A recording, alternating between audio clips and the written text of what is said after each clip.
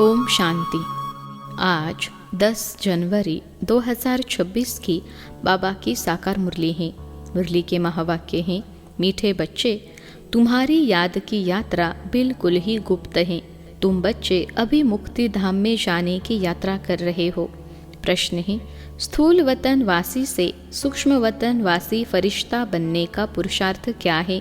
उत्तर है, सूक्ष्म वतन वासी फरिश्ता बनना है तो रूहानी सर्विस में हड्डी हड्डी स्वाहा करो। बिना हड्डी स्वाहा किए फरिश्ता नहीं बन सकते, क्योंकि फरिश्ते बिगर हड्डी मांस के होते हैं। इस बेहद की सेवा में दधीची ऋषि की तरह हड्डी हड्डी लगानी है, तभी व्यक्त से अव्यक्त बनेंगे। गीत है धीरज धर मनुआ। ओम शांति। बच्चों को इस गीत से इशारा मिला कि धीरज धरो। बच्चे जानते हैं हम श्रीमत पर पुरुषार्थ कर रहे हैं और जानते हैं कि हम इस गुप्त योग की यात्रा पर हैं। वह यात्रा अपने समय पर पूरी होनी है। मुख्य है ही यह यात्रा, जिसको तुम्हारे सिवाय और कोई भी नहीं जानते हैं। यात्रा पर जाना है जरूर, और ले जाने वाला पंडा भी चाहिए। इसका नाम ही रखा हुआ है पांडव सेना। अब यात्रा पर हैं। स्थूल लड़ाई की कोई बात नहीं है। हर एक बात गुप्त है। यात्रा भी बड़ी गुप्त है। शास्त्रों में भी है, बाप कहते हैं मुझे याद करो तो मेरे पास आकर पहुँचेंगे। यह यात्रा तो हुई ना।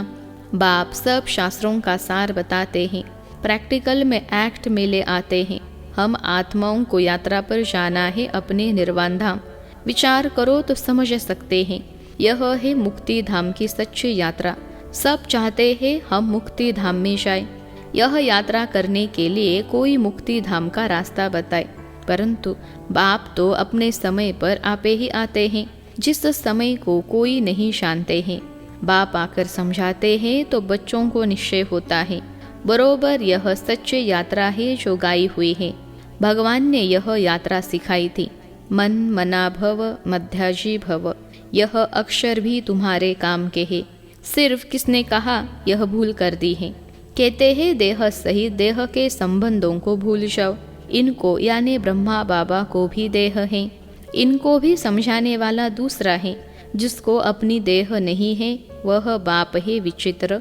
उनको कोई चित्र नहीं है, और तो सबके चित्र हैं। सारी दुनिया चित्रशाला है।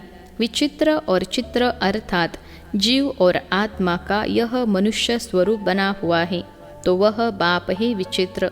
समझाते हैं मुझे इस चित्र का आधार लेना पड़ता है। बरोबर शास्त्रों में है। भगवान ने कहा था, जबकि महाभारत लड़ाई भी लगी थी, राजयोग सिखाते थे। जरूर राजा स्थापन हुई थी। अभी तो राजा है नहीं।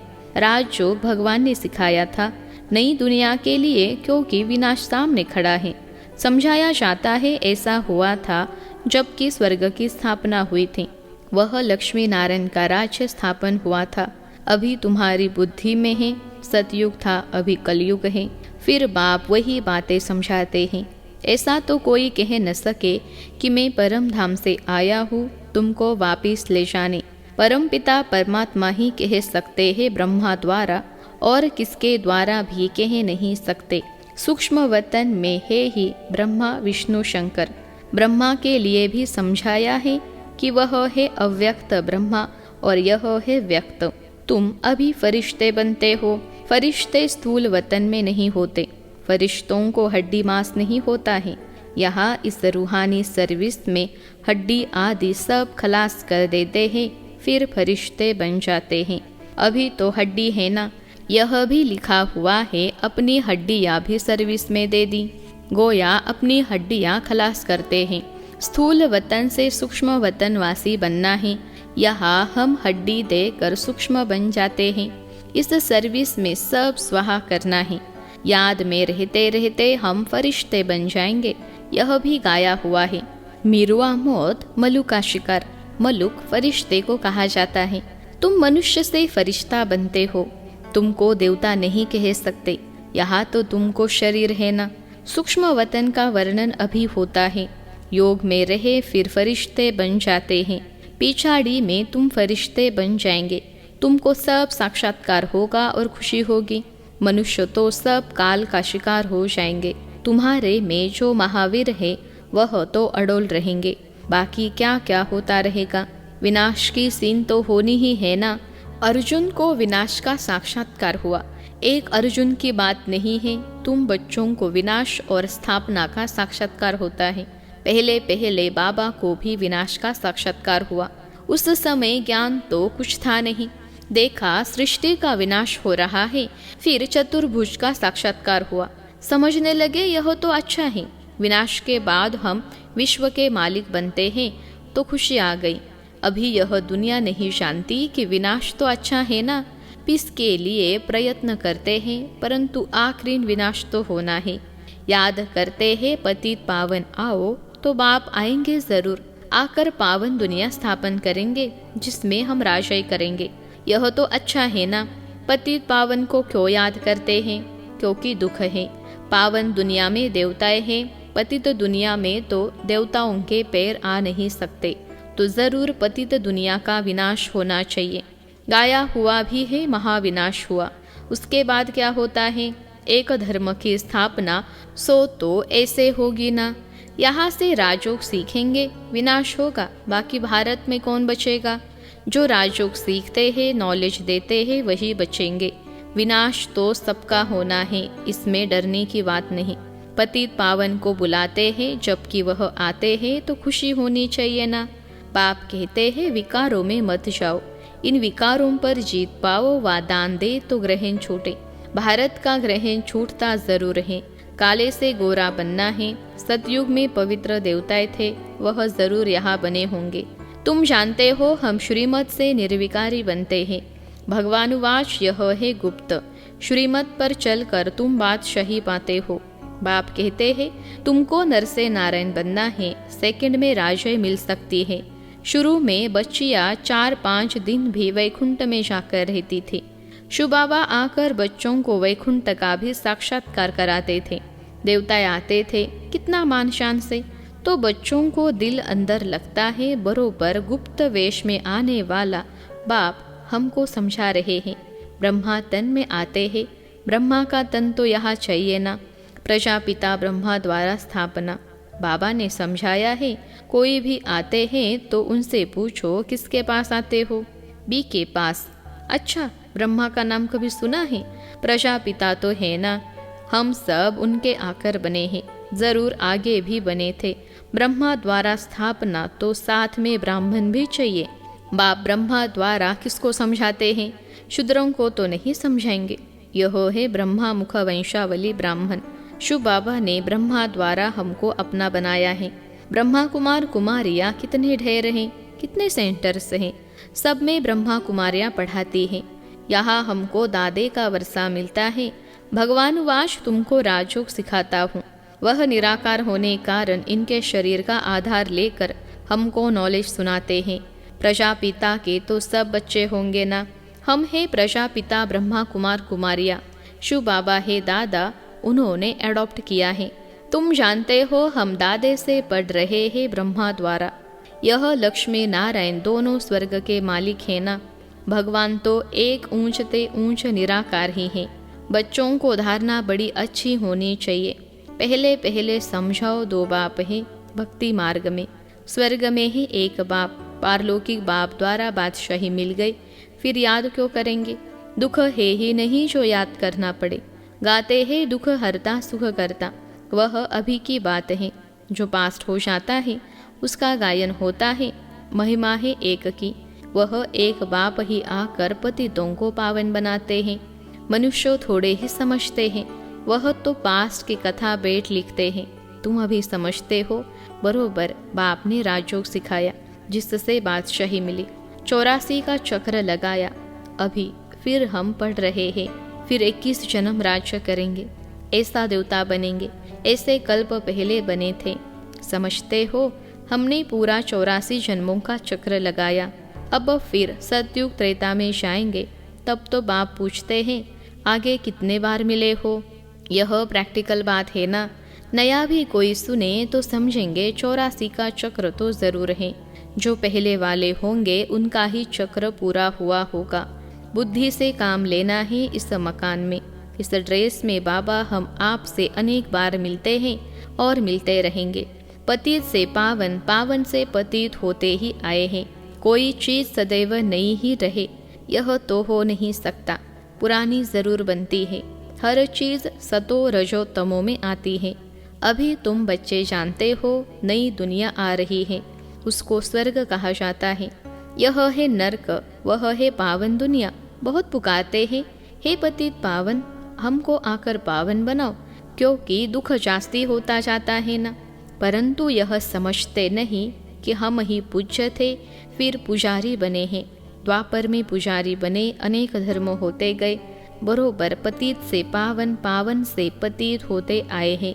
भारत के ऊपर ही खेल है। तुम बच्चों को अब स्मृति आई है, अब तुम शिव जयंती मनाते हो। बाकी और कोई शिव को तो जानते ही नहीं हैं। हम जानते हैं, बरोबर हमको राजयोग सिखलाते हैं।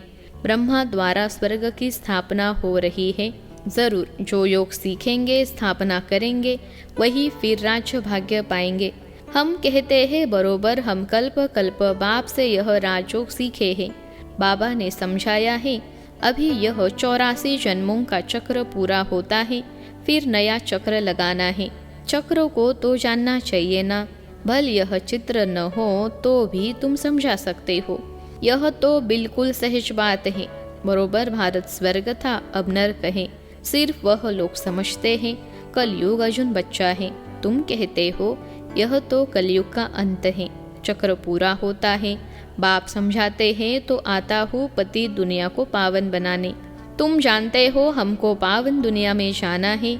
तुम मुक्ति, जीवन मुक्ति धाम, शांति धाम, सुख धाम और दुख धाम को भी समझते हो, परंतु तकदीर में नहीं है, तो फिर यह ख्याल नहीं करते कि क्यों न हम सुख धाम में जाए। बरोबर हम आत्माओं का घर वह शांति धाम है।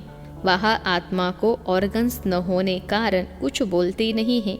शांति वहाँ सबको मिलती है। सतयुग में है एक धर्म, यह अनादि अविनाशी वर्ल्ड ड्रामा है जो चक्र लगाता ही रहता है। आत्मा कभी विनाश नहीं होती है। शांति धाम में भी थोड़ा समय ठहरना ही पड़े। यह बहुत समझ की बातें हैं। कलयुग है दुख धाम।